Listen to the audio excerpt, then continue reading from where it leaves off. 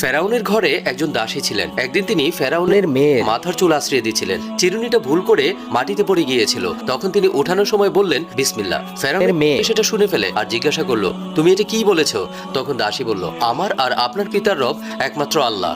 এটা শুনে ফেরাউন অনেক রাগ হলো, একটা দরবার ডাকলো আর সেই দরবারে দাসীকে হাজির করা হলো। তাকে জিজ্ঞাসা করা হলো, তোর কি আমাকে ছাড়াও কোনো রব আছে? দাসী নির্ভয়ে বলল, আমাদের সকলের রব একমাত্র আল্লাহ। ফেরাউন তখন একটা বড় কড়াইয়ে তেল গরম করে সেই দাসী আর তার বাচ্চাকে পুড়িয়ে ফেলার হুকুম দিল। ফেরাউনের হুকুমে ওই দাসীর সামনেই তার বাচ্চাদেরকে এক এক করে গরম তেলের মধ্যে ঢেলে দেওয়া হয়েছিল। সবশেষে ছিল তার কোলে ৫-৬ মাসের বাচ্চা, যে বাচ্চাটাকে সে অনেক বেশি ভালোবাসতো। বাচ্চাটাকে বাঁচানোর জন্য সে পিছুপা হচ্ছিল, কিন্তু আল্লাহর কুদরতি জবান হঠাৎ করে বাচ্চার মুখে চলে আসে। আম্মাজান, নির্ভয়ে এখানে ঝাঁপ দিন। নিঃসন্দেহে দুনিয়ার আযাব আখিরাতের আযাবের চাইতে অনেক কম। আর সেই দাসী আগুনে ঝাঁপ দিয়ে দেয়। আল্লাহ আমাদের সত্যিকারের ঈমানদার হওয়ার তৌফিক দান করুন। আমিন।